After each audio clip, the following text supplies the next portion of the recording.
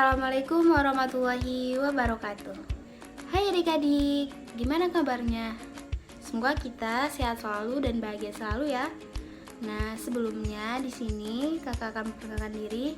Nama saya Suci Yulianda dengan NIM 1920595, mahasiswi IAIN Padang Sidimpuan, jurusan Pendidikan Guru Madrasah Ibtidaiyah. Assalamualaikum warahmatullahi wabarakatuh. Perkenalkan, nama saya Rizky dari Fakultas FTIK jurusan PGMI dengan NIM 192050132. Assalamualaikum warahmatullahi wabarakatuh. Nama saya Triwulandari, NIM 1920549, jurusan Pendidikan Guru Madrasah Ibtidaiyah, Fakultas Tarbiyah dan Ilmu Keguruan, Institut Agama Islam Negeri Padang Sidimpuan. Nah, sebelum kita memulai pembelajaran kita pada hari ini, ada baiknya kita berdoa terlebih dahulu agar diberikan kemudahan dalam memahami pembelajaran kita. Berdoa dimulai. Rabbi zidni ilma warzuqni fahma. Ya Allah, tambahkanlah aku ilmu dan berikanlah aku rizki akan kepahaman. Nah, adik-adik, di sini kita akan membahas mata pelajaran IPA, tema 1, subtema 1, pembelajaran 1, selamatkan makhluk hidup, tumbuhan sahabatku. Coba kita perhatikan berbagai tumbuhan di sekitar kita. Adik-adik pasti bertanya, apa sih manfaat tumbuhan bagi kehidupan kita? Yuk kita pelajari. Tumbuhan itu merupakan salah satu makhluk hidup yang ada di bumi. Tumbuhan dapat menopang kehidupan makhluk hidup lainnya, baik itu manusia atau hewan. Tumbuhan memiliki banyak manfaat bagi manusia, di mana salah satunya sebagai sumber kehidupan bagi manusia dan hewan. Salah satu yang dihasilkan tumbuhan adalah oksigen. Oksigen adalah gas dengan rumus O2, tidak berwarna, tidak berasa, tidak berbau, dan merupakan komponen dari kerak bumi. Karena oksigen sangat diperlukan oleh makhluk hidup untuk bernapas, tidak adanya oksigen mustahil manusia bisa hidup, adik-adik. Coba adik-adik amati tumbuhan yang ada di samping layar ini. Nah, di situ ada berbagai macam tumbuhan, yang diantaranya ada daun bayam, daun salam, jambu biji, lobak, lidah buaya, daun seledri, bayam, dan daun kol. Halo adik-adik, kakak Rizky Artati. Kakak akan menjelaskan tentang tanaman jagung. Nah, sebelum kakak menjelaskan, kakak akan bertanya dulu kepada adik-adik, apakah adik-adik sini tahu bagaimana cara perkembangbiakan jagung? Nah, tidak tahu kan? Namun, sebelum kakak menjelaskan bagaimana cara perkembangbiakan jagung, ada baiknya kita mendengarkan lagu Menanam Jagung dulu, supaya pikiran kita menjadi fresh dan kita semangat untuk belajar. Oke? Mari kita sama-sama mendengarkan lagu Menanam Jagung. Oke? Ayo kawan, kita bersama menanam jagung di kebun kita. Ambil cangkulmu, ambil tongkurmu, kita bekerja tak jemu-jemu. Cangkul yang dalam, tanah yang longgar, jagungku tanam. Nah, bagaimana adik-adik sekalian setelah mendengarkan dan melihat video nyanyian yang kakak berikan tadi? Kakak harap adik-adik bisa semangat mendengarkan penjelasan yang kakak berikan kepada adik-adik. Oke, sekarang kita masuklah kepada materi yang pertama, yaitu tanaman jagung. Tanaman jagung merupakan salah satu tanaman yang dijadikan bahan makanan pokok di negara-negara di dunia, salah satunya di Indonesia. Penduduk Pulau Madura menjadikan jagung sebagai makanan pokok.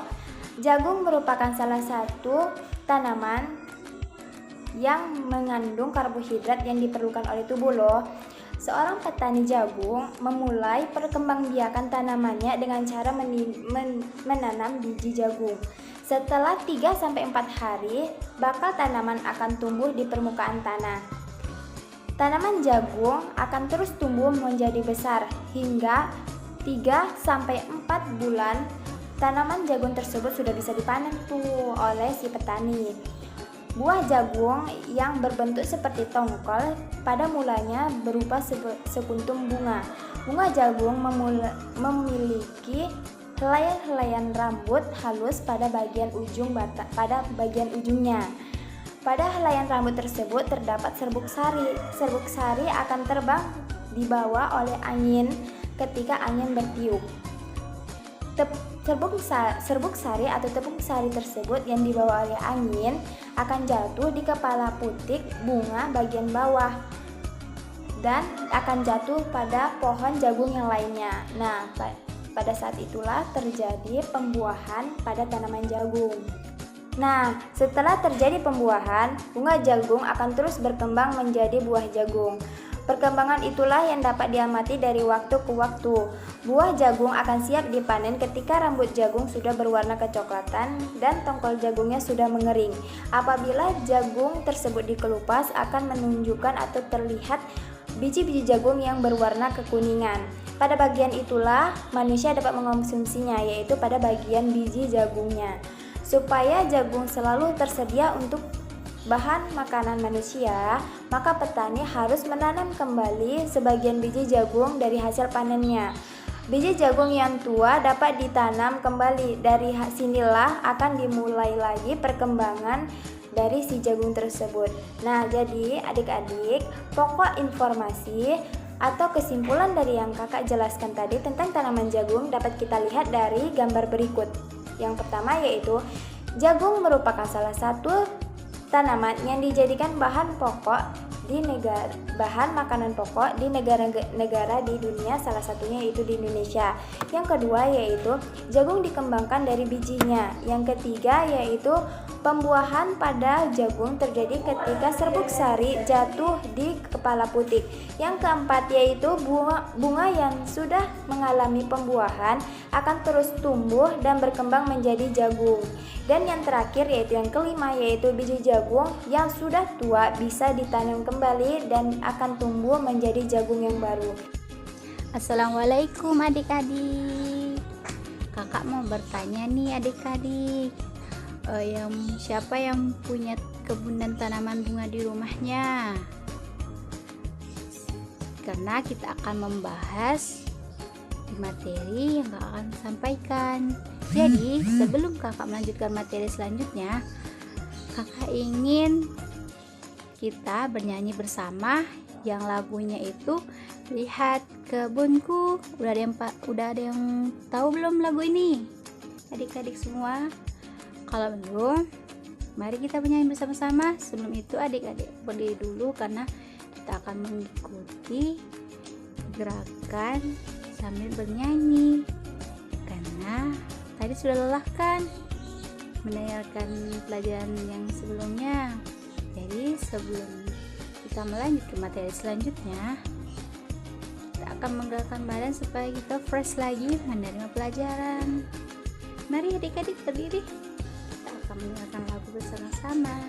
Lihat kebunku penuh dengan bunga, ada yang putih dan ada yang merah.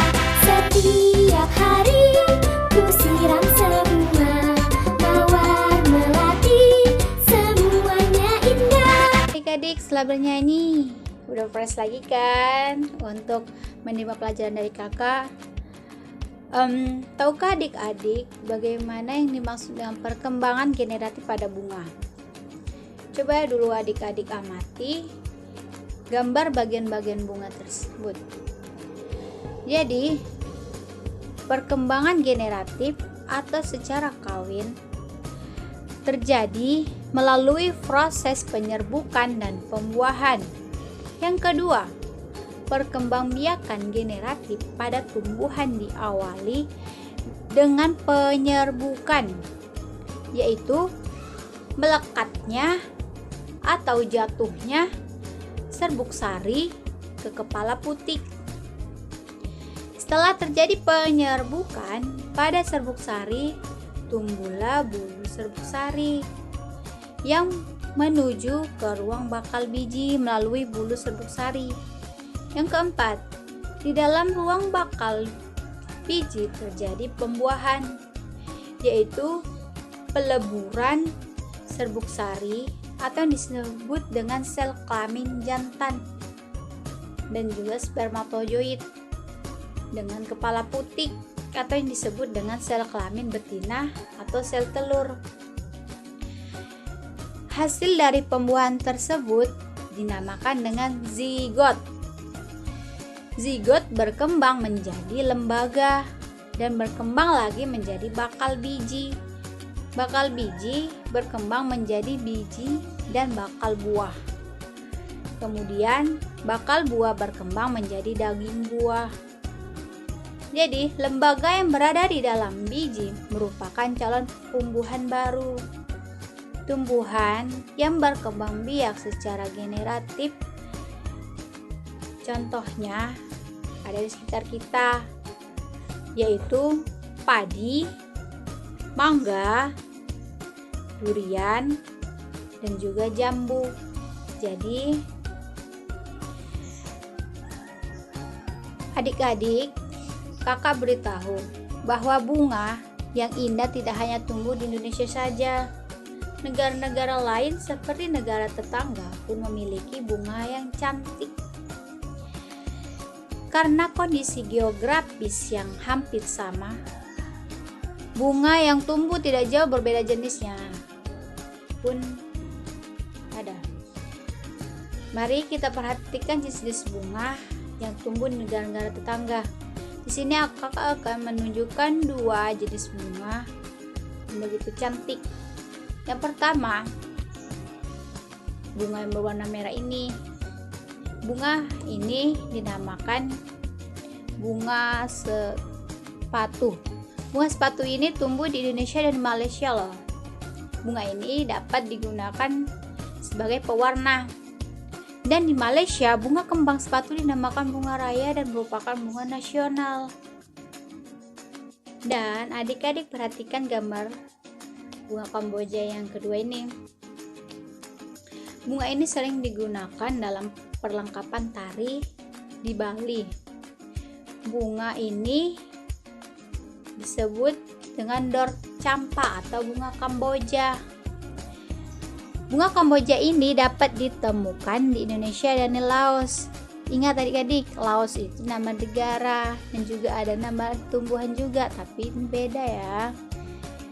Laos ini namanya negara yang kakak maksud. Di negara tersebut bunga ini digunakan untuk dekorasi, upacara keagamaan, dan penyambutan tamu.